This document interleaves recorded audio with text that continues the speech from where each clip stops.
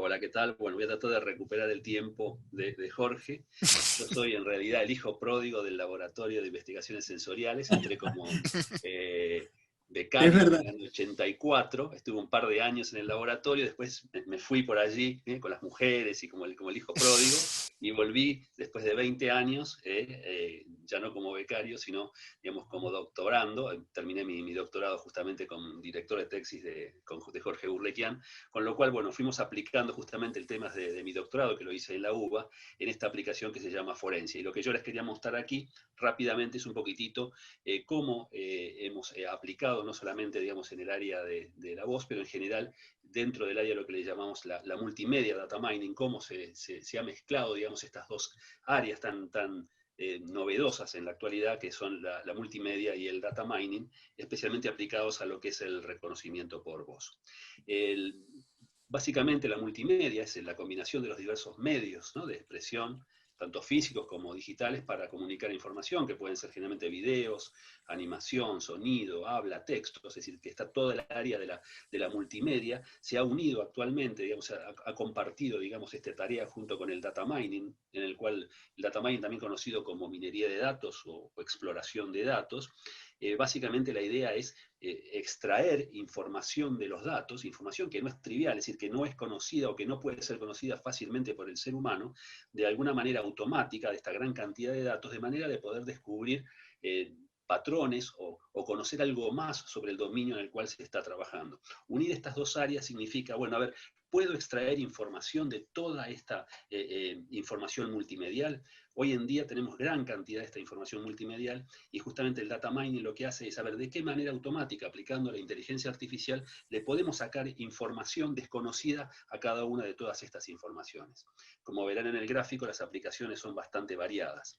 Algunas de ellas pueden ser, por ejemplo, lo que es la clasificación de imágenes en general, el diagnóstico por imágenes médicas, que se utilizan generalmente en casi todos los hospitales actualmente. Pueden ser automáticos o pueden ser semiautomáticos, de ayuda, digamos, al médico. Muchas de estas aplicaciones son en formato totalmente automático o semiautomático. El seguimiento de objetos en video, que también se utiliza grandemente hoy en día en toda la parte, digamos, de seguridad, o de análisis, digamos, de movimientos en ciudades. El análisis de sentimientos, a partir tanto del texto, de la voz o de la imagen.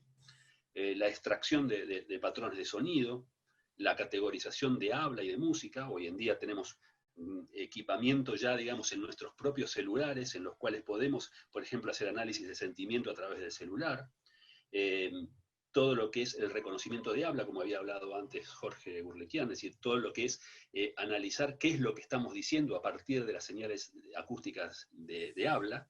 Y por último, el reconocimiento por voz, es decir, no saber qué es lo que se dice, sino quién lo dice o qué características tiene esa persona que lo dice. Es decir, que todo este tipo, digamos, de aplicaciones que se tiene hoy en día en el multimedia data mining son cada vez más crecientes y están haciendo que se puedan llegar a hacer aplicaciones nuevas, porque un poco la idea de lo último que se está viendo en el tema de lo que es data mining es que no solamente nos interesa aplicar herramientas de machine learning para realmente conocer un poquitito más cómo es el dominio, sino ver qué aplicaciones podemos llegar realmente a utilizar y a generar, como para que esto, digamos, sea útil, ya sea para los negocios, para las instituciones o mismo para la investigación. Ahí, por ejemplo, podemos ver, por ejemplo, como Alexa en Amazon o el Google, OK Google, nos pueden llegar a ayudar, digamos, a comunicarnos el hombre-máquina, todo lo que es comunicación hombre-máquina. También se suma, digamos, aquí lo que es el text-to-speech o lo que es la síntesis de voz, de la cual también en el laboratorio de investigaciones se está trabajando, de manera tal de que este es un campo moderno en el cual realmente se está aplicando realmente mucho. Hoy en día, por ejemplo, la materia de multimedia data mining se está dando en algunas de las maestrías que se están dando en la UBA o en la Universidad Austral sobre data mining.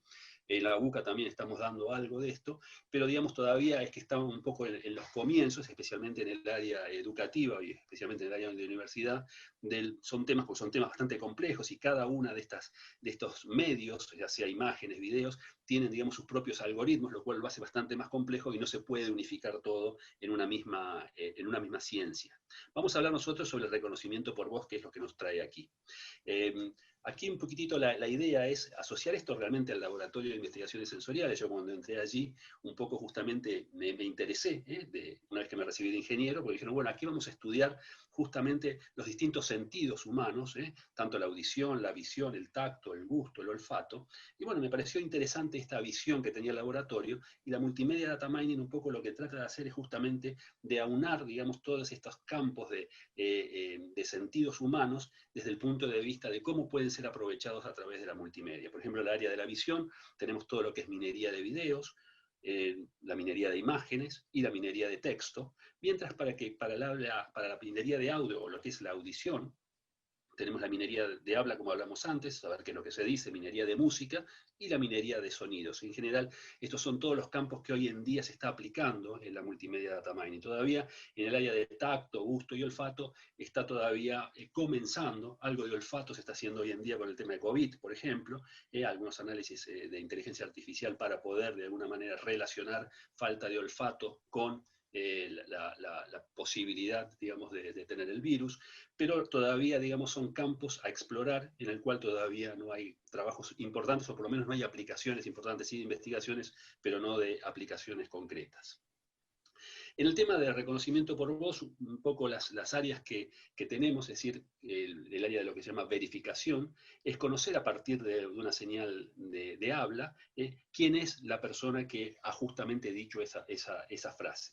O esa voz o ese código, pero es un código auditivo, es decir, un código acústico. Esta es la verificación. Básicamente lo que se necesita, por supuesto, es que antes haga un entrenamiento esta misma persona para tener una base de datos de su propia voz y poder hacer este tipo de comparación.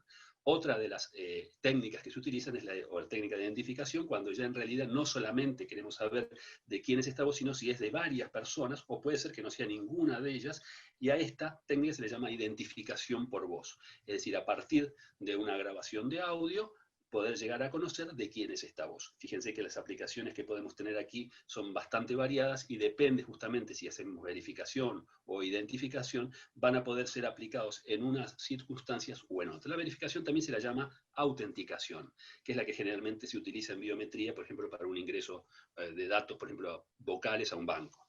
Y por último tenemos el área de la clasificación, es decir, a partir de la señal de habla, poder determinar a qué clase pertenece. Por ejemplo, en este caso, se podría llegar a través de una grabación, poder determinar el sexo de una persona, o la lengua con la cual se dice, qué idioma fue dicho cada una de estas frases, o podrían ser cualquier otro tipo de clase, por ejemplo, el tipo de la edad, la emoción, la talla.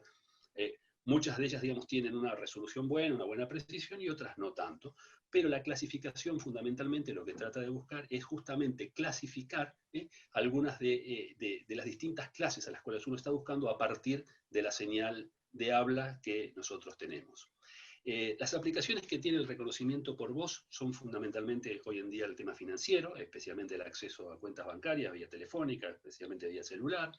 La parte de legales y forenses, es allí donde nosotros hemos desarrollado el sistema justamente Forensia, que es un sistema de identificación forense por voz, en el cual la idea es cotejar voces, es decir, comparar las voces dubitadas, es decir, aquellas que desconocemos quiénes son los hablantes, generalmente en la parte forense pueden ser llamados extorsivos telefónicos, por ejemplo, en el cual se desconoce cuál es esa voz, y esa tiene que ser comparada contra una voz indubitada, que generalmente se le hace grabar a un sospechoso en una plana de voz en una central policial o en una central judicial, de manera tal de que el reconocimiento por voz lo que está haciendo es comparar ambas dos voces para poder determinar si pertenecen o no a la misma persona. Es decir, que la clase en este caso es pertenecen a la misma persona o no, o de alguna manera estamos a favor del fiscal o de la defensa en el caso de un problema forense o legal. Por supuesto, otra de las aplicaciones es la biometría, control de acceso a distintos lugares. Aquí después vamos a ver un poquitito que la problemática que tenemos en el habla es justamente la variabilidad, y fíjense que actualmente no tenemos todavía, digamos, muchas aplicaciones de control de acceso por voz, porque compiten justamente con otras técnicas que tienen una precisión mayor y una variabilidad menor, como huellas dactilares, iris, reconocimiento facial. En el caso forense también compite con el tema del ADN, por ejemplo, en donde su precisión es muchísimo mayor por la variabilidad implícita, digamos, del habla. Otra de las aplicaciones es la transcripción simultánea, noticias de radio, televisión, teleconferencias, se utilizan todo este tipo de sistemas. En el tema del área de inteligencia, en lo que es la vigilancia o seguimiento de voces, se hace en Argentina, en distintos lugares del mundo, todas las agencias de inteligencia hacen generalmente este seguimiento de voces, muchas veces en forma manual y otras veces en sistemas automáticos para poder reconocer alguna voz que se está circulando a través de los sistemas de comunicación.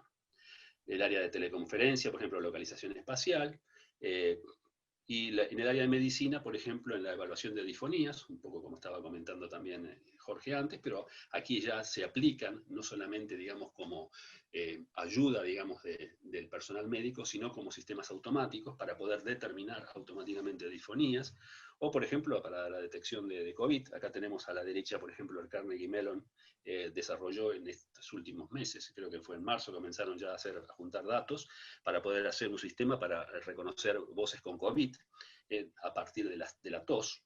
Y hoy en día están trabajando también en varios hospitales, aquí también en la Argentina, están en el MIT, están en distintos lugares del mundo trabajando con el tema de las voces y viendo si estos algoritmos de inteligencia artificial pueden servir para clasificar voces que poseen personas que tienen COVID con esas voces o no. Entonces, todas estas aplicaciones de reconocimiento por voz utilizan justamente estos sistemas automáticos. ¿Cómo lo hacen? Básicamente, fundamentalmente lo que se hace es a partir de la señal de audio que tenemos, que es una señal temporal, se toman datos de un cierto periodo y a partir de allí se analizan cada una de estas tramas para poder de alguna manera poder extraer información de ellas. Generalmente utilizamos justamente los parámetros de los cuales había hablado justamente Jorge Burlequian. Estos se utilizan no solamente para el reconocimiento por voz, sino también para el reconocimiento de habla, es decir, que en general en toda el habla generalmente se utilizan estos parámetros MFCC, que son los coeficientes Mel-Sepström, como había comentado antes, en los cuales lo que se hace una extracción de alguna manera de una especie de parámetro del tracto vocal del que ha dicho esta persona. Entonces las personas pueden de alguna manera ser evaluadas a través de estos parámetros porque elimina el tono glotal, este tipo de cálculos, lo cual es muy variable de acuerdo a las distintas personas, a las distintas emociones del mismo.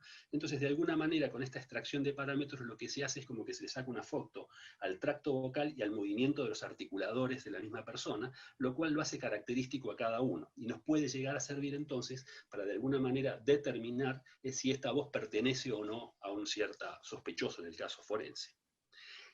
¿Cómo se utiliza esto en inteligencia artificial o en machine learning? Básicamente, por ejemplo, en este caso tenemos 3 grabaciones, tenemos que tener acá viene el problema de las bases de datos, que también había hablado Jorge. Es necesario tener una gran cantidad de datos, por ejemplo, si en este caso queremos clasificar en 3 clases, clase A, B o C, necesitamos gran cantidad de datos en los cuales ya estén etiquetados estas clases, son indudablemente señales de audio, los cuales entrenan un modelo. Hay distintos tipos de modelos que se pueden llegar a entrenar con cualquiera de todas las técnicas de data mining existentes, para después utilizar este modelo en casos en el cual desconocemos a qué clase pertenece y que este modelo de alguna manera prediga cuál es la clase a la cual pertenece con mayor precisión. Este tipo de clasificación, como habíamos visto antes, puede ser aplicado a distintos tipos de casos según cuál sea la clase que nosotros elijamos. En el caso forense es si es culpable o si no lo es. Este sería, digamos, lo que estaríamos buscando nosotros en este tipo de sistemas. Pero el problema fundamental que tiene el habla es su variabilidad. Y no solamente es la variabilidad del habla, sino de donde nosotros tomamos el registro, esta señal temporal que hacíamos entrar antes para calcular los parámetros MFCC, pasan por sistemas tanto electromagnéticos como el del canal, a veces vienen por teléfono, vienen por celular, por micrófono. La señal dubitada y la indubitada son diferentes, porque generalmente una es por canal telefónico y la otra se graba en un centro policial con un micrófono. La calidad del audio, la duración, la frecuencia, el ambiente, la reverberación, los ruidos, hacen que justamente estas 2 voces que nosotros queremos comparar, aunque sean de la misma persona, producen ya intrínsecamente este tipo de variabilidad que el sistema de alguna manera tiene que tener en cuenta y hace que sea tan complejo realmente poder comparar ambas. Y no solamente por el sistema, sino también debido a ese mismo hablante, por sus propias emociones, y especialmente en el área forense, cuando uno está haciendo una llamada extorsiva, generalmente esa persona tiene realmente un estrés muy grande y con lo cual, digamos, cambia muchísimo su tono glotal. todo lo que sea intoxicación por drogas, comportamientos intencionales de enmascaramiento. Hoy en día hay sistemas que también permiten enmascarar la voz. Estado de salud, si estoy resfriado como estoy ahora, tengo mi voz diferente de cuando estoy en pleno verano. El envejecimiento del hablante, el idioma, la forma en que habla, los modos de habla, si es habla leída o si es habla continua, si es rápida o lenta. Todos estos factores hacen que realmente el reconocimiento por voz sea complejo. Yo acá simplemente los que les quería mostrar son dos grabaciones de la misma persona, y como podemos ver, los espectros de ambas dos son, y soy yo mismo grabando en 5 minutos de diferencia, simplemente por celular y simplemente por mi laptop. Fíjense cómo cambia realmente el espectro de uno con respecto a otro, con lo cual esta comparación realmente se hace bastante compleja. Como tenemos poco tiempo, me voy a ir directamente. Este es el método que se utiliza. Lo que se hace pasar, digamos, esta ventana en la cual calculábamos los parámetros para poder después determinar, a partir de una aproximación gaussiana, un modelo que se llama modelo de mezclas gaussianas de cada uno de los hablantes. Esto es una forma en la cual nosotros podemos extraer de la señal temporal un modelo que nos represente al hablante. Y este es justamente el modelo de mezclas gaussianas. Este se compara con una gran cantidad de voces, lo que le llamamos modelo universal, y del cual se genera también un modelo universal que de alguna manera vamos a tener que comparar con respecto al hablante que nosotros queremos de alguna manera determinar, ya sea el hablante X desconocido con el hablante A que nosotros tenemos como el sospechoso. Pero no se hace esto directamente, no solamente se busca, digamos, la similitud de ambos dos, sino que lo que se va haciendo es se va comparando tanto la similitud, que sería el gráfico de la derecha, la probabilidad de X tal que A, sino también la tipicidad, cuán parecido es esta voz al resto de la gente que tenemos en esta zona, porque especialmente en el área forense, lo que se trata de buscar no es solamente si X pertenece a A o si X es distinto de A, sino qué probabilidad existe de que realmente tanto la similitud sean parecidas de ambas dos voces, pero que su tipicidad con respecto al resto de la población no sea igual al de la media, porque si no puede ser que en realidad pueda haber sido otra persona que tiene esa voz típica, y entonces en realidad el resultado que nosotros estamos obteniendo es que realmente son muy parecidas ambas voces, pero ambas voces también se parecen a todos los de la población.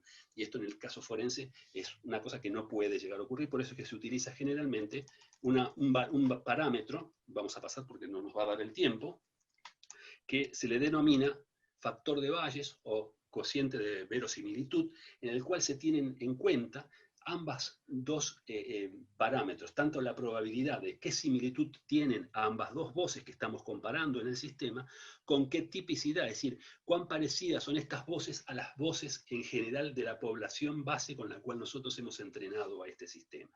Este sistema entonces de identificación forense de hablantes, que nosotros hemos denominado forense, que actualmente se está utilizando en la Gendarmería Nacional y en el Poder Judicial de la provincia de Buenos Aires, lo que hace es determinar un parámetro, es decir, mira cuál es la probabilidad de que sean símiles estas dos grabaciones y cuál es la tipicidad con respecto a ella, y en base a eso determina un valor que es el cociente de verosimilitudes, los cuales tienen en cuenta ambas dos características.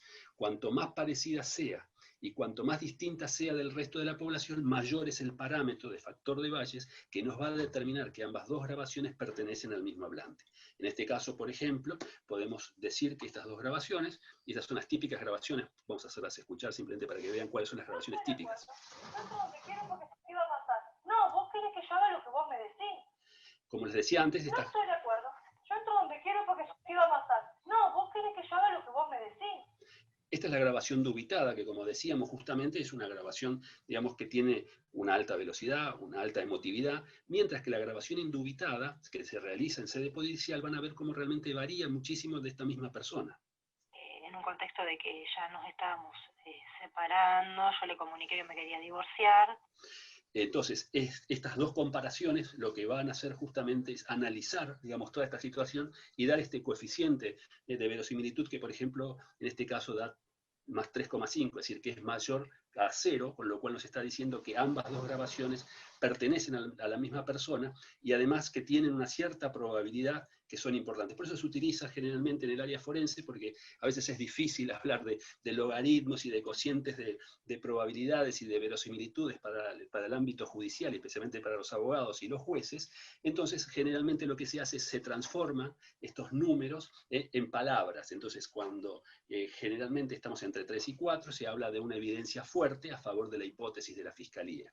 Quiere decir que este sistema toma estas dos grabaciones y finalmente determina, se realiza un informe forense para presentar al juzgado, que es el que toma la decisión final de cuál es la resolución final, y en la cual se determina cuál es la similitud que tienen ambas voces con respecto a la tipicidad de las bases de datos que uno ha considerado. Y por eso es importante que las bases de datos de estos sistemas estén conformados por grabaciones de la región.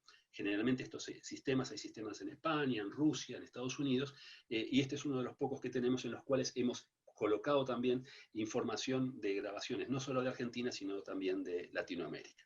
Creo que me he comportado bastante bien, Alejandro, y he terminado en un tiempo que me ha hecho correr.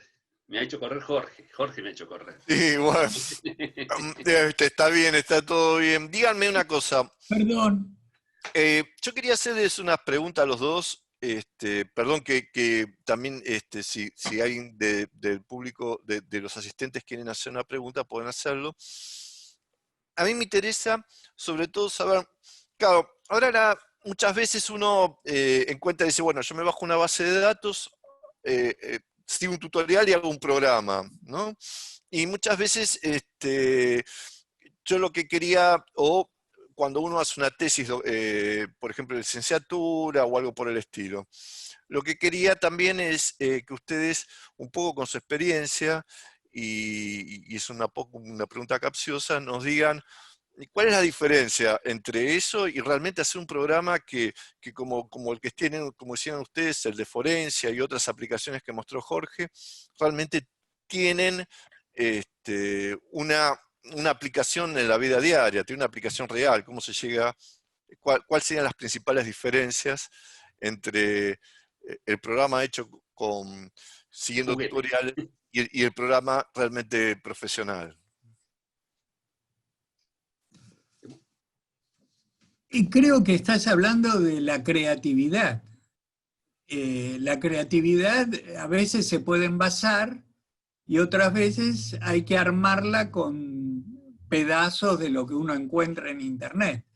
Así que yo creo que el que evalúa ese trabajo, esa tesis, ese desarrollo, bueno, tiene que informarse de cuán creativo y en definitiva útil es ese desarrollo y si no puede ser reemplazado por algo que ya existe. Creo que un poco la actividad de un laboratorio de investigación apunta a hacer cosas nuevas, trabajos inéditos. Y de hecho la mayoría de los desarrollos han sido publicados. Y al ser publicados en revistas internacionales pasan por un juicio de pares. Y una de las exigencias es que el trabajo sea novedoso. Así que muchas veces lo que hacemos es convertir un paper en un desarrollo informático. Y ahí se cierra el círculo. ¿Apuntabas a eso? Pues yo, por otro lado, lo que podría decir es que Sí. además también tenemos la validación del sistema. En nuestro caso tuvimos que validarlo, es decir, tener una base de datos con lo cual pueda ser comparado y poder analizar realmente cuál es la precisión, especialmente en el área forense. Imagínate que también en el área médica, por supuesto, creo que las dos tienen una alta criticidad porque, digamos, atienden uno a la libertad de la persona y otro a la salud, los cuales, digamos, son valores muy importantes para la persona. Entonces hay que estar muy seguro realmente cuando uno da una evaluación. Por eso es que es importante, nosotros estamos luchando justamente por el área de la justicia, trabajar con una única base de datos y que todos los sistemas que se estén utilizando en el país sean validados o comparados contra ese para poder saber cuál es el que es bueno, cuán bueno es uno y cuán bueno es otro. Y entonces esta es la manera que hasta los sistemas de, digamos, de Machine Learning es el método que usamos, el test, el dataset, donde nosotros utilizamos un test conocido, con resultados conocidos, comprobamos nuestro sistema y vemos cuán preciso es. Lo bueno sería que todos los sistemas que se están utilizando en ese mismo ámbito sean comparados contra esta misma base de datos. Sí, respecto a ese tema, quiero decir que uno de los caminos es la evaluación externa. Es decir, muchos desarrollos en la Argentina son maravillosos, pero son evaluados por los mismos desarrolladores. Y acá es mucho más transparente cuando lo evalúa un laboratorio externo. De hecho, eso es lo que se pide, que haya una evaluación de un experto o que provea. En este caso, Forensia fue evaluada por datos de un grupo externo. Vos, Pedro, podés comentar algo. Claro, con NIST, por ejemplo, nosotros que se hacen competencias, esto pasa en todo lo que es data mining, en general hay competencias para cada una, digamos, de las especialidades. En el caso nuestro, se hizo dos competencias en 2 años diferentes por NIST. NIST es el IRAM norteamericano, en el cual justamente se trabajaron con datos forenses, y si ahí competimos alrededor de creo que éramos unos 10 o 15 laboratorios internacionales, en los cuales Forensia, digamos, quedó aproximadamente, creo que en el 5.º lugar la mitad de tabla para arriba, comparando los distintos sistemas y viendo cómo es que estaban funcionando con respecto a una misma base de datos internacional. Por supuesto que no se pueden dar los resultados en este caso de quiénes son los competidores, pero sí que, digamos, que de alguna manera uno valida que el sistema que está utilizando realmente, digamos, es preciso con respecto, por lo menos, a lo que es el estado del arte en ese momento en el mundo.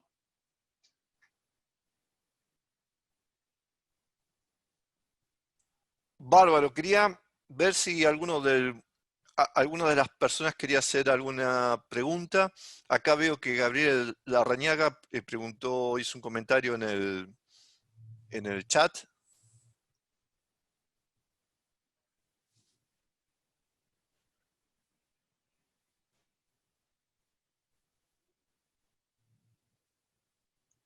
Estaba preguntando sobre las patentes. Es preferible hacer el desarrollo y no solo buscar la publicación. Bueno, este es un problema del CONICET. Yo, por suerte, no tengo que estar publicando. Pero sí, este es un problema, indudablemente. Es decir, el sopesar, ¿qué hago? ¿Publico o genero, digamos, una patente? Bueno, este es un problema, indudablemente. Nosotros estamos trabajando con Innovate, justamente Black Box, que es la empresa que nosotros hemos organizado. Estamos trabajando en forma junto con el CONICET, y este producto Forensia tiene dentro de su copyright también al CONICET como socio. Socio pesado que tenemos. No sé. Pero de alguna manera sí tenés este trade-off, ¿no? ¿Qué hacemos? ¿Publicamos o realmente sacamos un producto? Y bueno, este es realmente es un problema que existe, especialmente en el CONICET, porque a veces depende en qué año, a veces se pesa más uno que el otro, y el investigador tiene que vivir. Esto lo puede hablar Jorge porque vive de esto. Yo lo veo de afuera, pero veo que como que están luchando siempre. ¿Qué hago? ¿Publico o saco un producto? Y tal vez el producto dentro de 5 años recién pero yo tengo que comer todos los días. Entonces, realmente es un problema saber qué es lo que uno tiene que hacer. Lo ideal sería poder sacar patentes y que se valide en el CONICET ese patente, pero bueno. CONICET debería por ahí, claro, creo que CONICET debería tener en cuenta también los desarrollos, tanto como un paper, y tener, digamos, una condescendencia en función del tiempo para esos desarrolladores. Eso es talento y semilla pura. Sí, lo tiene en cuenta, lo tiene en cuenta. Cuando, a ver, la supervivencia del investigador están los informes. Y en los informes se puede hablar de la confidencialidad. Y obviamente hay que mostrar algo.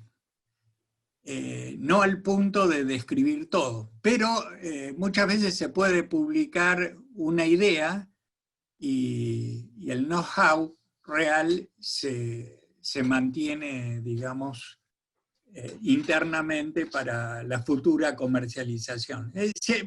Eso se puede hacer. Es un mayor esfuerzo, pero se puede hacer. Uno puede decir, miren, lo que estoy haciendo es de interés en el mercado y resuelve tal problema. Ajá, bueno, Después que la comisión asesora me llame y en una reunión cerrada, como nos ha pasado, hablamos de qué se trata.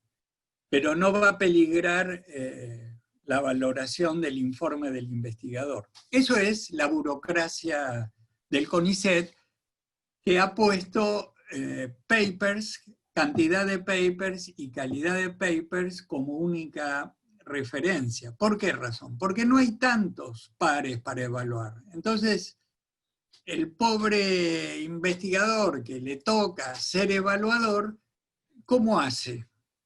Si no está en tema, nadie está en tema del otro investigador. Entonces tiene que mirar dónde publicó, factores de impacto, etcétera, etcétera, etcétera. Pero cuando hay un aspecto comercial, uno puede poner la frase, esto no se muestra por confidencialidad. Y si se requiere, bueno, que haya una entrevista personal.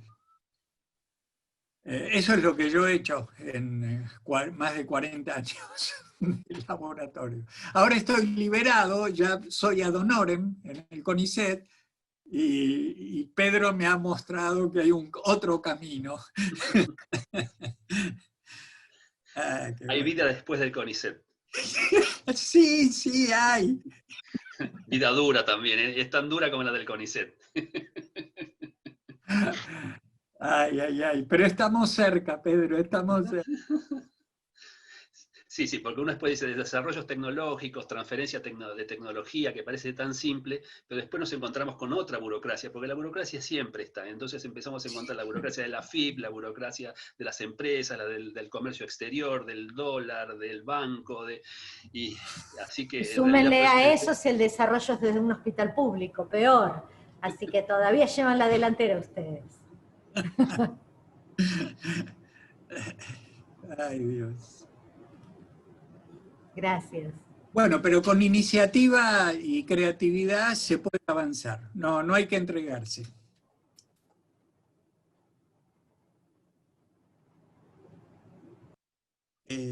Bueno, ¿hay alguna otra cosa acá? ¿Su tiempo el CONICET? Me parece que se fue Alejandro, ¿no está Alejandro? Se nos fue, por eso. Sí, se acaba de ir, parece. Como que se le habrá desconectado a internet o algo. Acá tenía que hablar... Ahí volvió, me parece. Ahí creo que volvió. Ah, bueno, sí, ahí está. Necesitamos ir cerrando porque la licencia termina en unos pocos minutos. Así que Bien. le pido si podemos cerrar, por favor. No comentaste la técnica que usa Forensia, ya que tenemos unos minutos. No, justamente les pedía por favor que cierren porque se nos corta la licencia, están acotadas en tiempo. Ah, ok. Por las dudas, no quisiera perder esto que está buenísimo, que lo voy a grabar. Bueno, muy bien, muchas gracias a ustedes. Buenísimo. Entonces. Gracias. Hasta luego. Gracias. Hasta luego. Hasta luego.